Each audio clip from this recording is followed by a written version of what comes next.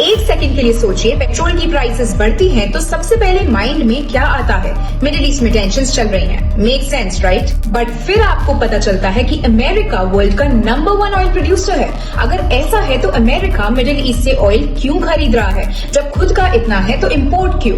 फिर कोई बताता है कि वेनेजुएला के पास दुनिया का सबसे ज्यादा ऑयल रिजर्व्स हैं, बट रियलिटी वेनेजुएला इतना पुअर है कि वहां बेसिक इलेक्ट्रिसिटी तक नहीं आती। And then there Saudi Arabia, ये नंबर 1 एक्सपोर्टर है, इवन दो इनके पास वेनेजुएला जितना ऑयल ही नहीं है। हाउ?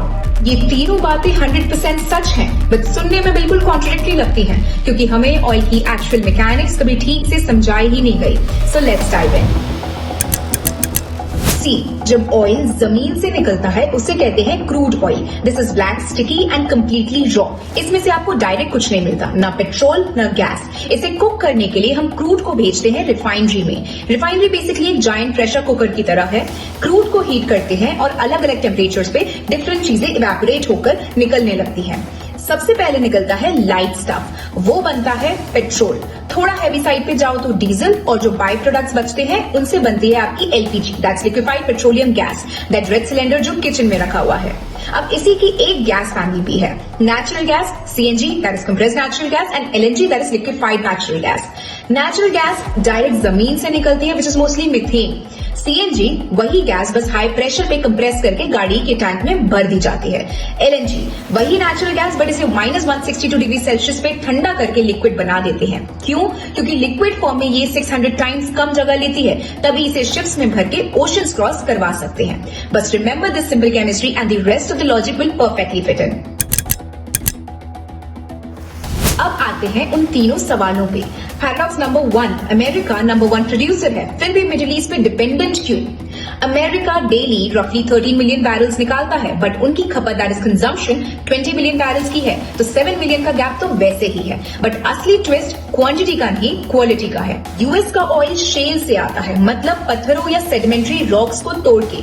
ये ऑयल होता है light and sweet, clean, high quality, easy to refine. Problem यह है कि अमेरिका की रिफाइनरीज 40 to 50 साल पुरानी है। वो डिजाइन की गई थी हेवी और सावर ऑयल के लिए, वो थिक हाईली इम्प्योर ऑयल जो सऊदी, मेक्सिको या कनाडा से आता है। तो आज सीन ये है कि अमेरिका अपना लाइट ऑयल एक्सपोर्ट कर देता है इंडिया और यूरोप को, और खुद के लिए हेवी ऑयल इंपोर्ट करता है, क्योंकि उनकी मशीन्स वही मांगती हैं। नई रिफाइनरी बनाना मतलब $10 to 20 बिलियन और 10 साल का वेट। अब ईवीज के जमाने में कोई इतना बड़ा बेट नहीं खेलना चाहता। पैराडॉक्स नंबर 2, वेनेजुएला के पास सबसे ज्यादा ऑयल, फिर भी इतनी पुअर कंट्री क्यों? इसे ऐसे समझते हैं, रिजर्व्स मतलब लॉकर में बंद पैसे और प्रोडक्शन मतलब एटीएम से कैश निकालना। वेनेजुएला का ऑयल एक्स्ट्रा हैवी है, बिल्कुल टार जैसा। इसे निकालने और रिफाइन करने के लिए मैसिव टेक्नोलॉजी और स्टेबल गवर्नमेंट चाहिए। वेनेजुएला के पास दोनों ही नहीं है, तो तेल जमीन के नीचे ही बंद है। सऊदी अरेबिया का सीन अलग है, उनका तेल सरफेस के पास है, निकालना सस्ता है और इंफ्रास्ट्रक्चर टॉप नॉच है, इसलिए वो टॉप एक्सपोर्टर है, भले ही उनके पास रिजर्व्स थोड़े कम हो। अब सोचिए, रशिया हो या यूएस, ये सब अपना ऑयल फुल स्पीड पे निकाल रहे हैं। इनके पास कोई एक्स्ट्रा बैकअप नहीं है, बट सऊदी और यूएई के पास एक मैजिक टैप है। उन्होंने डेलिबरेटली अपना कैपेसिटी होल्ड करके रखा है। अगर कल को कोई वॉर हो जाए या शॉर्टेज आए तो सिर्फ इनके पास वो बटन है जिसे दबाते ही 20 to 30 lakh extra barrels market में आ सकता है, और ये उन्हें बनाता है दुनिया का सेंट्रल बैंक ऑफ ऑयल। उनकी पावर क्वांटिटी में नहीं, उनकी फ्लेक्सिबिलिटी में है।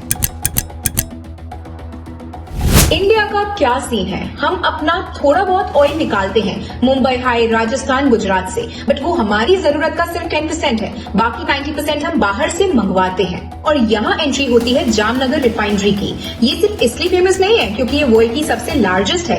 जामनगर एक सुपर शेफ की तरह है। दुनिया की बाकी रिफाइनरीज को ए ग्रेड इंग्रेडिएंट्स चाहिए होते हैं, बट जामनगर दुनिया का सबसे इम्प्योर, सबसे सस्ता और हेवी ऑयल उठाकर उसमें से बेस्ट क्वालिटी पेट्रोल निकाल सकता है। हम सस्ता ऑयल खरीदते हैं, रिफाइन करते हैं और उसे महंगा करके वापस एक्सपोर्ट कर देते हैं। अब आप पूछेंगे, अगर जामनगर सस्ता हेवी ऑयल हैंडल कर सकता है तो हम अमेरिका से महंगा लाइट ऑयल क्यों मंगवा रहे हैं? इसके पीछे 4 सॉलिड रीजंस हैं। Number 1 is blending. Heavy oil अकेले यूज करो तो मशीनरी पे लोड पड़ता है, जंग या करोजन होता है। यूएस का लाइट एंड स्वीट ऑयल उसमें मिक्स करो तो मिक्सचर स्मूथ हो जाता है। मेंटेनेंस कम, प्रॉफिट ज्यादा। नंबर 2, प्रॉफिट ईट। हेवी ऑयल से डीजल ज्यादा निकलता है, बट अगर मार्केट में पेट्रोल की डिमांड ज्यादा है तो यूएस का ऑयल फीड करना शॉर्टकट है ज्यादा पेट्रोल निकालने का। Number 3, geopolitical insurance. 2026 में मिडिल ईस्ट में टेंशंस चल रही हैं, सो हम एक पर डिपेंडेंट नहीं रह सकते। 4th, LPG factor. US shale production से बहुत ज्यादा कुकिंग गैस या एलपीजी निकलती है। आजकल गल्फ टेंशंस की वजह से वहां से सप्लाई हिट हुई है, तो यूएस के गैस फील्ड से डायरेक्ट इंडिया में एलपीजी आ रही है। So your kitchen cylinder probably has American connection. तो बॉटम लाइन ये है कि अमेरिका के पास ऑयल है बट रॉन्ग टाइप की रिफाइनरीज है। वेनेजुएला के पास ऑयल है but the country is so poor. Saudi के पास फ्लेक्सिबिलिटी है इसलिए दैट्स द बॉस। और इंडिया, हम एक स्मार्ट प्लेयर है। हमारे पास दुनिया का सबसे बेस्ट किचन है राजजामनगर और हम हर जगह से रिलेशंस रखकर we are doing it all strategically. Thank you.